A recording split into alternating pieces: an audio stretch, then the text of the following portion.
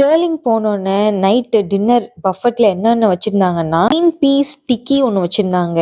Next veg beans sauce. இதெல்லாம் கேட்டோன்னே நம்ம ஓப்பனே பண்ண தேவையில்ல, நெக்ஸ்ட் பார்த்துக்கலான்னு போயிட்டேன். நெக்ஸ்ட் ஒரு ஸ்டியூ இருந்துச்சு, வெஜ் ஸ்டூ. அதுக்கப்புறம் பாஸ்தா வச்சிருந்தாங்க, ஒயிட் சாஸ் பாஸ்தா மாதிரி இருந்துச்சு. நெக்ஸ்ட் தால் தடுக்கா, பன்னீர் வெஜிடபிள்ஸ்.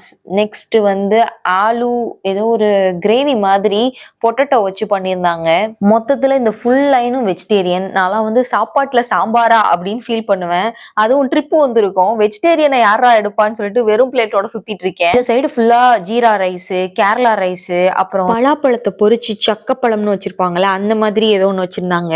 நெக்ஸ்ட் ஸ்வீட் பொட்டேட்டோ, ரொட்டி இருந்துச்சு, சப்பாத்தி தனியா இருந்துச்சு, பாதுஷா வச்சிருந்தாங்க. இது எல்லாம் தாண்டி நம்ம போனோம் அப்படின்னா நான்வெஜ் அப்பதான் ஸ்டார்ட் ஆச்சு. அதுக்கு நடுவுல பாத்தீங்கன்னா ரைஸ், அப்புறம் ரசம் அதெல்லாம் வச்சிருந்தாங்க.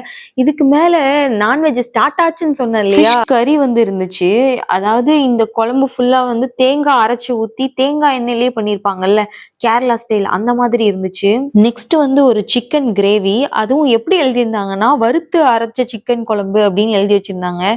நிஜமாவே செம்ம டேஸ்டா இருந்துச்சு. இது தாண்டி ஒரு ஃபிஷ் பக்கோடா ஒன்று வச்சிருந்தாங்க. இந்த டிஷ் எல்லாம் தாண்டி கொஞ்சம் சூப் இருந்துச்சு, சிக்கன் சூப் அந்த மாதிரி. இந்த நான்வெஜ்ஜோட கேரளா மட்டன் ரைஸ் சூப்பரா இருந்துச்சு. கர்ட் ரைஸ், பிக்கிள், அப்புறம் சாலட்ஸ், பப்படம் இதெல்லாம் ஃப்ரண்ட்ல வச்சுட்டு அந்த சைடு பாத்தீங்கன்னா டெசர்ட்ஸ்.